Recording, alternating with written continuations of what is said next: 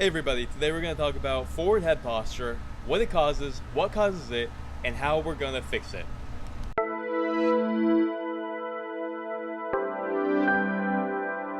So what does forward head posture cause? Why should we care about having forward head posture? Number one, it can cause you pain. You will be surprised how much of the aches come from forward head posture. Aches in your upper neck, aches right here in the side of your neck, aches in your shoulder, aches in your lower back, aches in your upper back. This affects your whole body because you're not aligned. Your neck is out of your center of gravity and is stressing out all these muscles. It's closing in your body. You're closing in the spaces that the nerves and vessels are supposed to run. The muscles are overworked, and so it's causing you trigger points and pain. Not only that, but over time, you're setting yourself up for injury. Number two reason why we care. We're talking about herniated discs. We're talking about radiculopathy. We're talking about athletes who can't play their sport anymore because they have radiating pain coming from their shoulder down into their fingers. We're talking about having herniated discs after just 5 or 10 years of having this forward head posture. It increases your risk for injury dramatically. So you don't want to have pain, you don't want to have an injury. You want to continue doing the exercises that you want to do. Number three, your energy. How much energy can you have when your body is stooped down like you're depressed and you hate life and you're going to kill yourself? Actually, if you look at Dr. Feldenkrais, he researched this. Depressed people, guys, always have a closed-in body posture, forward flexion of the spine, and their chin is always down. Guess what we're doing with our posture today, though? Texting is making our chin and our head go down. Driving and on the computer is making our chest close in. And we're always slouching and rounding forward flexion of the spine. So we're developing the body posture that makes people depressed. And then we wonder why so many people are depressed, anxious, and committing suicide on antidepressants and drugs.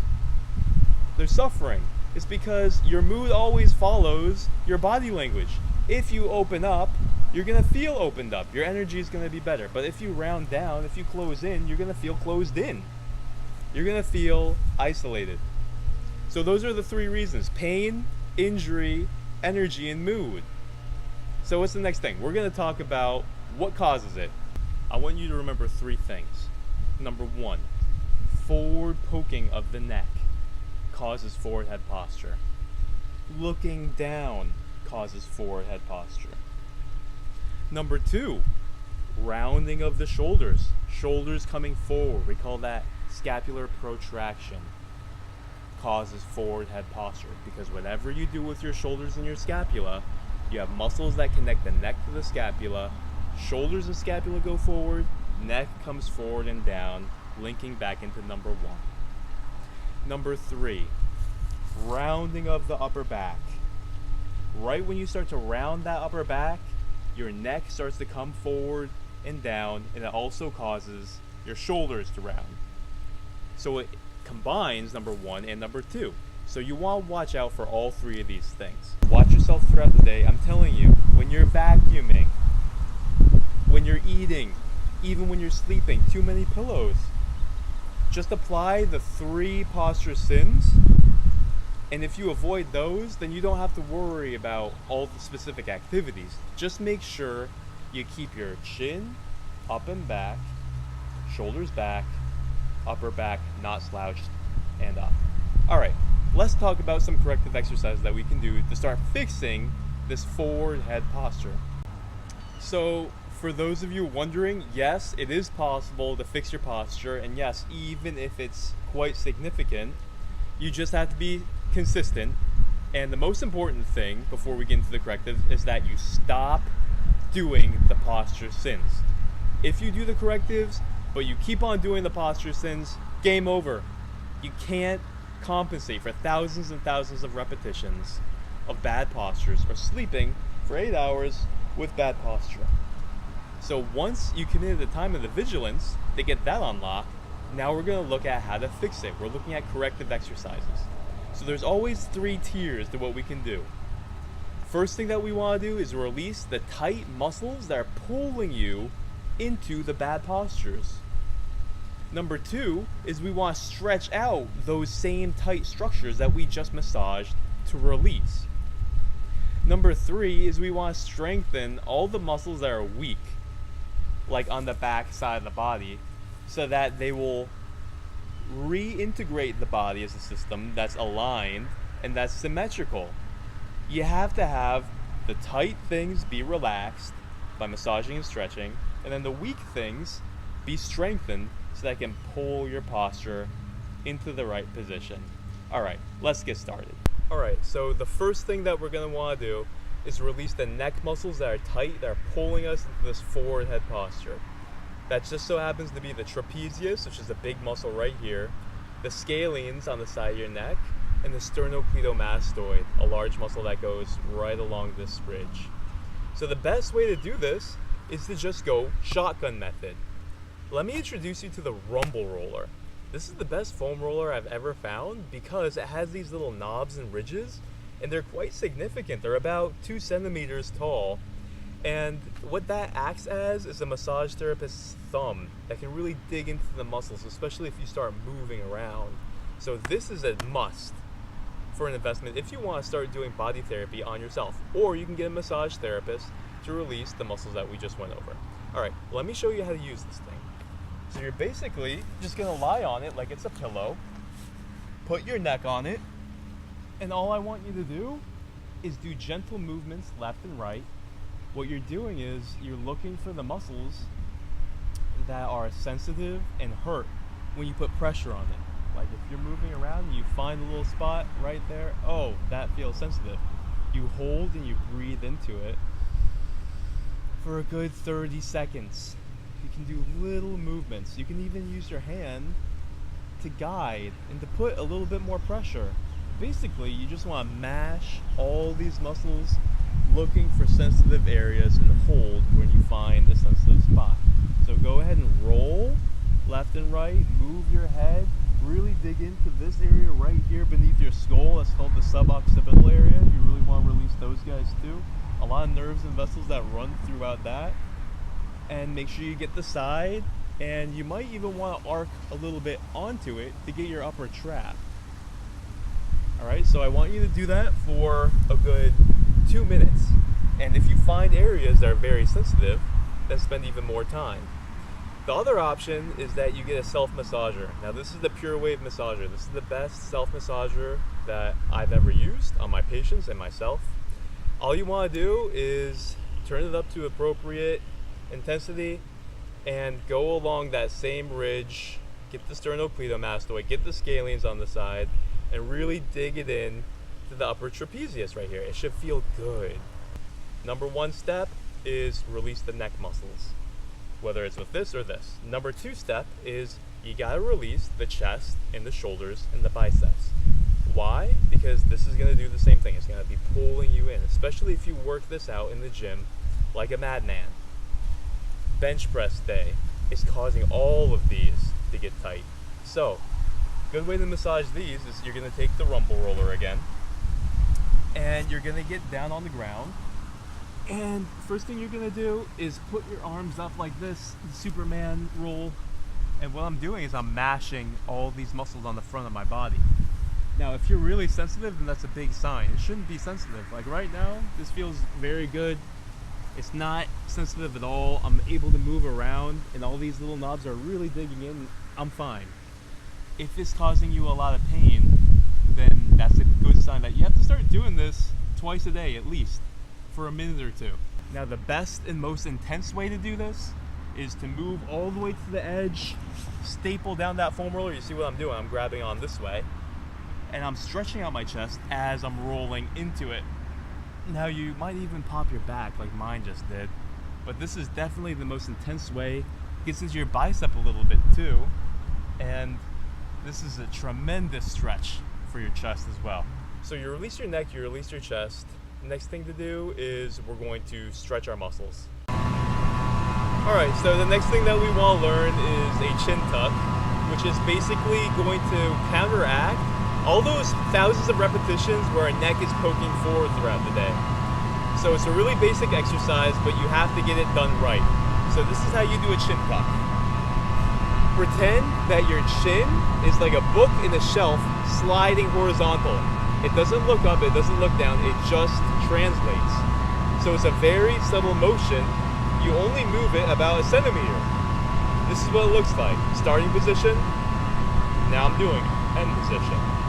So what I'm doing is I'm getting my chin to come backwards while I'm feeling the back of my skull raise up, giving me a little bit of a decompression. So back, and this feels like it's coming up. Another way to think about it is like you're avoiding getting pied in the face, or like you're avoiding a kiss from somebody that you really don't want anything to do with. I don't want to get pied. I don't want your smoky breath.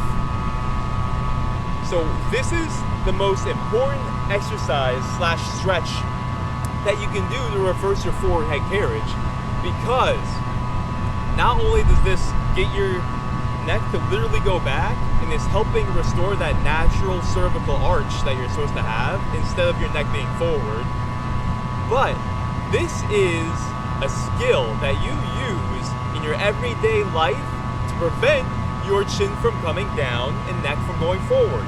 It is the key to helping you prevent the accumulation of the forward head posture. For example, you want to look at your phone.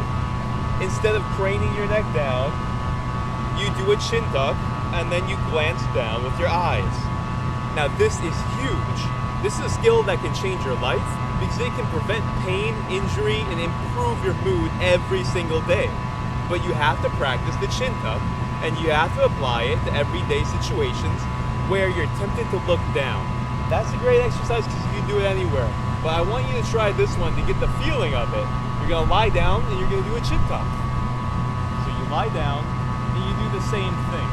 And you're gonna feel the muscles contracting in your neck. It's gonna feel good. So you push back and you hold it. 1, 2, 3, 4, 5. Another great one is you go face down, you go into the penguin position, and you're gonna do it just like this. You hold it for 5 seconds in that position. So those are great because they give you a little bit more resistance. Another way that you can do it is if you have a resistance band, you put the resistance band behind the back of your head and you do the same exact thing. You do a chin tuck against the resistance. You hold it 5 seconds and you come back. And also do it like this.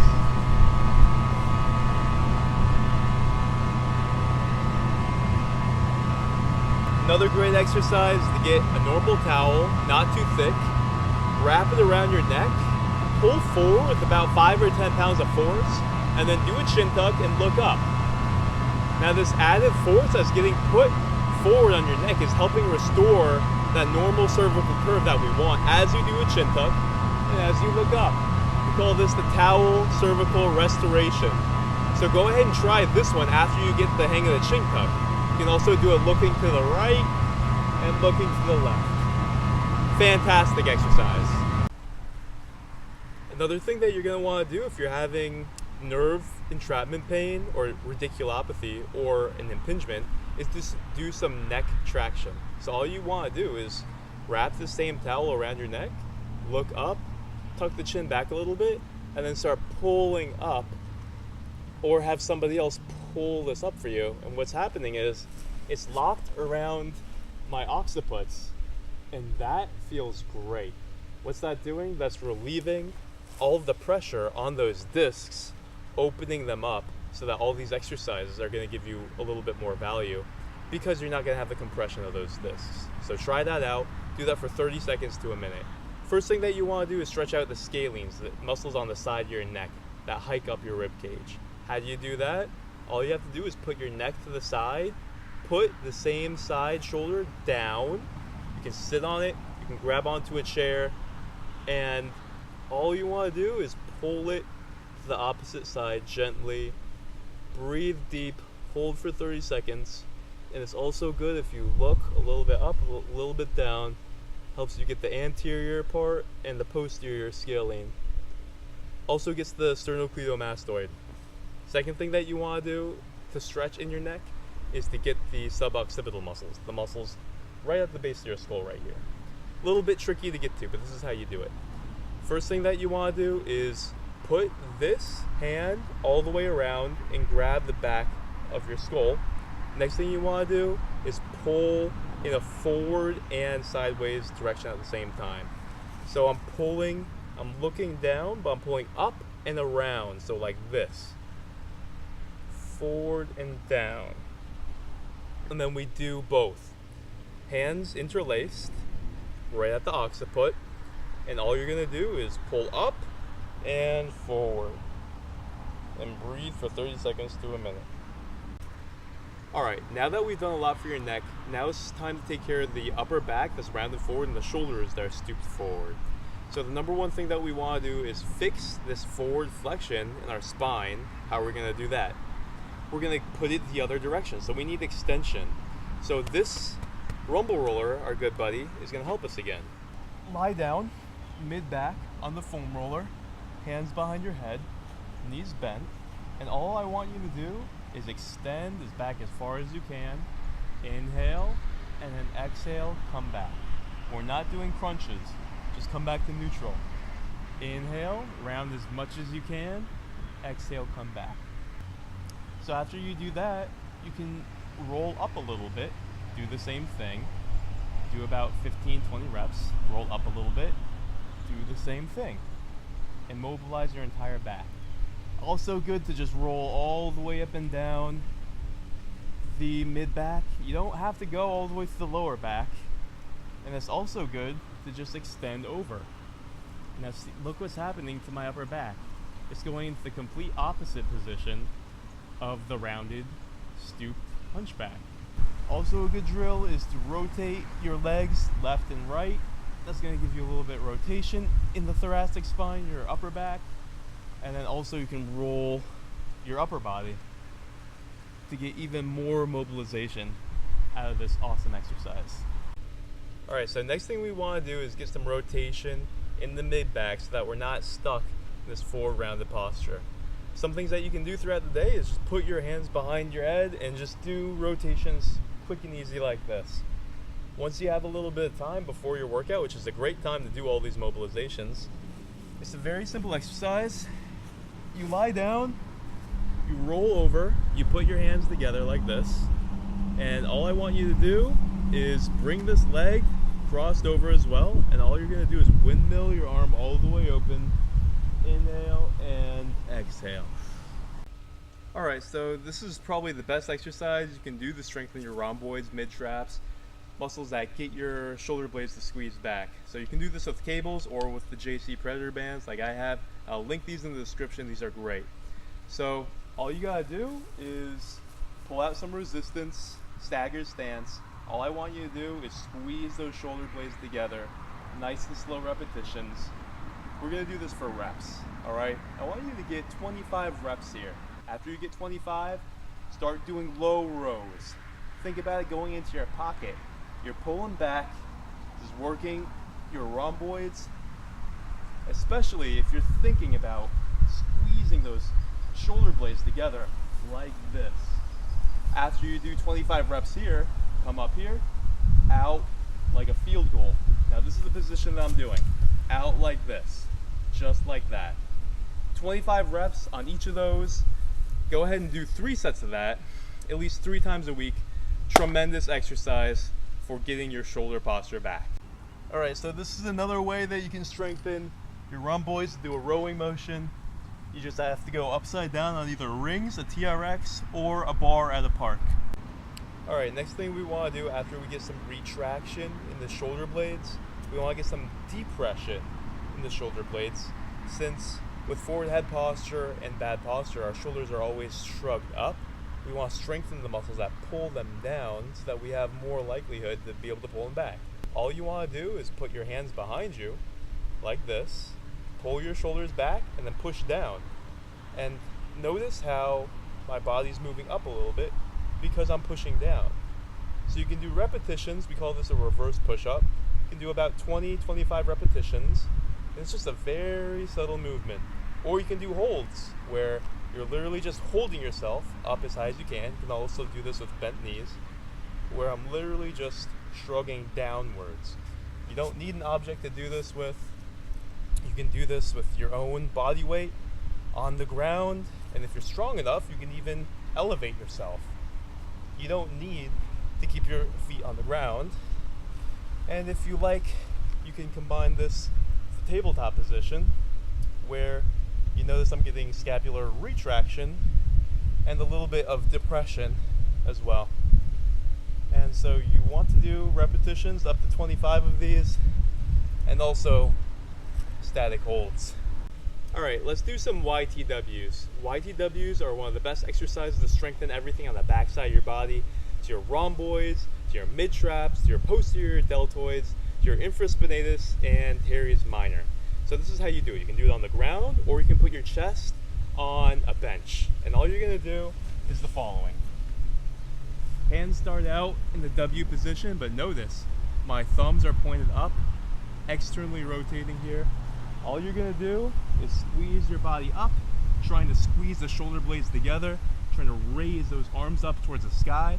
1, 2, 3, 4, 5 second hold, but do Mississippi seconds.